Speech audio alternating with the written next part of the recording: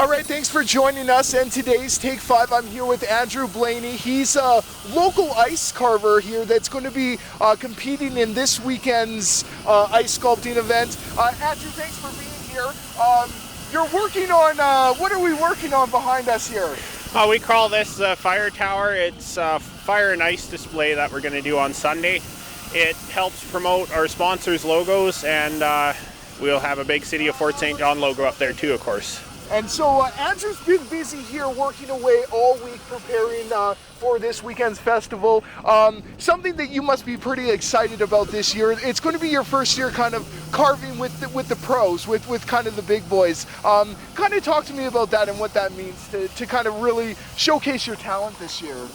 Yeah, Brendan, this year I'm going to be getting 12 blocks of ice to myself for the sculpture that I'm going to be doing.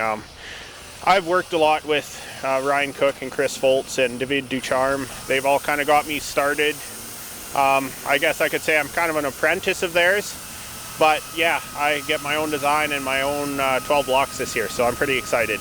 And I mean, it must mean a lot to be here at a local festival and kind of representing the Peace region.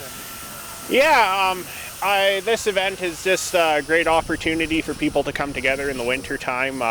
It's kind of one last big hurrah, I guess, before spring hits, and you know, it's a good chance to celebrate a lot of what we offer in the north here. And if anyone's curious about ice carving and whatnot, it's a good chance for them to get involved with the workshops that we have and whatnot. So I'm curious to hear about how you got involved with ice carving and what inspired you to start kind of practicing the craft. It all kind of started in 2010, I guess. I was part of the pre-work team then. Each year, beside us here, we have the ice slide hill. That was one of the first big projects that I helped with. And Jesse Forrester, I guess, I kind of knew him beforehand, so he had mentioned my name to the committee, and that's kind of how I got involved. And I guess just working with kind of ice sculptors from around the world, what kind of opportunity is that for kind of an up-and-comer like yourself? Oh, it's incredible. I mean, we get people from as far away as Russia come here every year, and you know, I consider a lot of them to be friends now that I've worked with them for a few years, and it's great to have that cultural influence in our community here, especially in the middle of winter. And just talk about, I mean, how this is really a celebration of the area, of our region, of winter time. And just talk to me about the hard work that is going on behind us here and you know, the preparations to make this an awesome festival this year. Yeah, well, I mean, it's all about community and people coming together and making all this possible. We have some really great sponsors here, and the city's been a great help each year that we put it on, and you know, it's an exciting time for everyone. And what we do here in the park is just kind of the tip of the iceberg. I mean, there's lots of other events going around town all weekend. Family Day weekend, of course. There's stuff at the toboggan hill, stuff out at the lake. You know, it's yeah.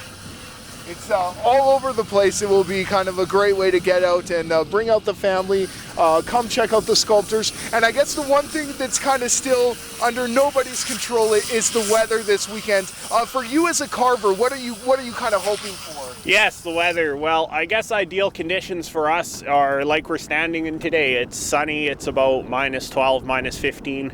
We consider that to be ideal temperatures. Of course, we've gotten a really mixed bag over the past few years. I remember one year it was -50 with the wind chill when we were doing prep on the slide hill and so on, and then the next year I think we got about +6 or 7. So, you know, one year it'll be too cold, and the next everything's trying to melt. So, you know, it's the north. You never know what you're going to get. So let's hope this year we can find that happy middle ground. Yeah, exactly. And I mean, the warmer the weekend is, the more people feel like bringing their kids to the slides and getting out in the park. So yeah, let's hope for a nice warm weekend. And Andrew, just for our viewers at home, if they want to come out and watch you in action this weekend, what time is the carving competition going on? Single block is Friday, 4 o'clock, and then I think we're going to be stacking our blocks for our big pieces on Friday night. So if you want to see the big carvings happening, the 12 block carvings are going to be Saturday and Sunday. So it'll be running all weekend. Perfect. It's a great time to bring out the family.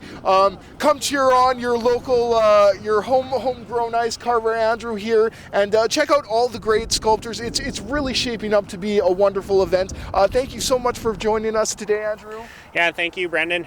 And we'll see you next time. Thanks.